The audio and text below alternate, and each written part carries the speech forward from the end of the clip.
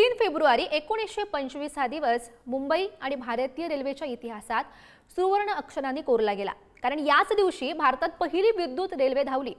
मुंबईतील Victoria terminus म्हणजेच आताचं छत्रपती शिवाजी महाराज टर्मिनस ते कुर्ला मार्गावर धावलेली ही पहिली विद्युत लोकल भारतीय रेल्वेच्या विद्युतीकरणाची सुरुवात ठरली। आज 3 फेब्रुवारी 2025 रोजी या ऐतिहासिक घटनेला 100 वर्ष पूर्ण झालेली आहेत। बघूयात या संदर्भातला हा स्पेशल रिपोर्ट।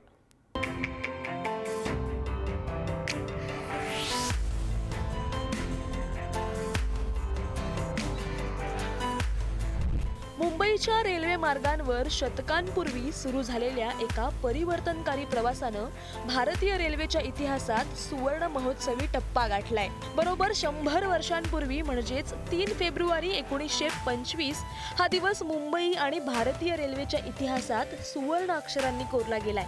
1925 मध्ये सुरू झालेला भारतीय रेल्वेच्या विद्युतीकरणाच्या प्रवासानं 100 पूर्ण केली आहे। भारतीय रेल्वे या शतकभराच्या ऐतिहासिक प्रवासात केवळ प्रवासाचं साधन म्हणून नाही तर देशाच्या विकासाचा एक मजबूत कणा ठरली आहे।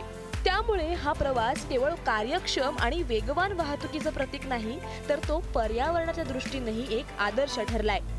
3 फेब्रुवारी 1925 रोजी भारतातील पहिली विद्युत लोकल ही विक्टोरिया टर्मिनस म्हणजेच आत्ताचं छत्रपती शिवाजी महाराज टर्मिनस ते कुर्ला अशा 16 किलोमीटर धावली होती आणि हाच सगळा इतिहास आज 100 वर्षाचा झालाय।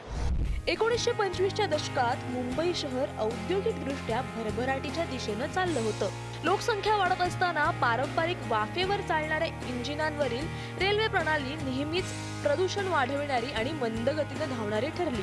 शहराच्या वाढत्या लोकसंख्येच्या आणि प्रवासाच्या ताणाला तोंड देण्यासाठी ब्रिटिशकालीन ग्रेट इंडियन पेनिन्सुला या रेल्वे कंपनीनं मुंबई उपनगरीय रेल्वेचं विद्युतीकरण करण्याचा महत्त्वपूर्ण निर्णय घेतला।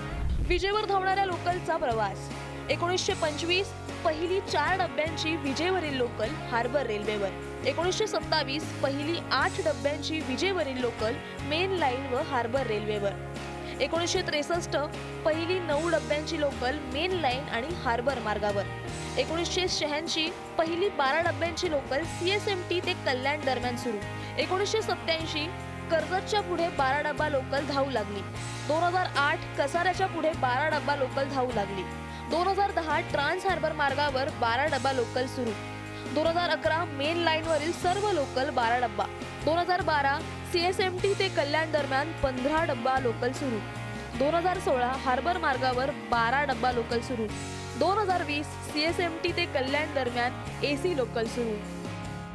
पहली जो ट्रेन थी 4 कैरेज की वो चली थी 3 फरवरी 1925 को VT से कुर्ला के बीच में 16 किलोमीटर, और आज उसी की जो सेंटेनरी है 100 इयर्स मना रहे हैं।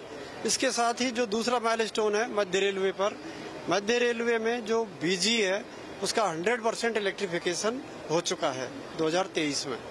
23 फेब्रुवारी 2023 रोजी मध्य रेल्वेच्या संपूर्ण ब्रॉडगेज नेटवर्कचं 100% विद्युतीकरण पूर्ण झालं। यामुळे भारतातील रेल्वे प्रणाली अधिक कार्यक्षम, वेगवान आणि पर्यावरणपूरक बनली। सध्याच्या घडीला विद्युतीकरणामुळे भारतीय रेल्वेला अनेक फायदे झाले आहेत। वीज वापर 30% अधिक किफायतशीर ठरलाय। यातून रेल्वेचा वेग आणि सतत धावण्याची क्षमता देखील वाढली आहे। दिवसाच्या फेऱ्यांची संख्या 1925 150 फेऱ्या, 1935 330 फेऱ्या, 1945 485 फेऱ्या, 1951 519 फेऱ्या, 1961 553 फेऱ्या, 1971 586 फेऱ्या, 1981 703 फेऱ्या, 1991 1015 फेऱ्या, 2001 1086 फेऱ्या, 2011 1573 फेऱ्या, 2018 1732 फेऱ्या, 2020 1774 फेऱ्या, 2025 1810 फेऱ्या।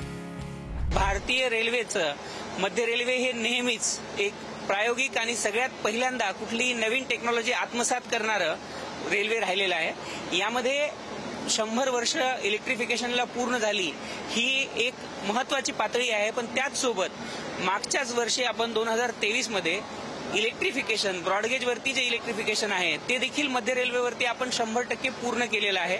यातून आपण सर्व प्रवाशांसाठी एक वेगवान आणि सोबतच हरित प्रकारची जी पर्यावरणपूरक अशी सिस्टीम आपण प्रोव्हाइड करतो आहोत. आता भारतीय रेल्वेनं 2026 पर्यंत संपूर्ण देशभरातील रेल्वे मार्ग पूर्णतः विद्युतीकरण करण्याचा संकल्प केलाय. यासोबतच भारतीय रेल्वे हरित ऊर्जा आणि नवीकरणीय ऊर्जेच्या वापरावर अधिक भर देत आहे. सौर आणि पवन ऊर्जेचा वापर अधिकाधिक करून वंदे भारत आणि बुलेट ट्रेन सारख्या हाय स्पीड रेल्वे गाड्यांसाठी स्वस्त ऊर्जा प्रणाली विकसित केली जात आहे. धनंजय दळवी, पुढारी न्यूज, मुंबई.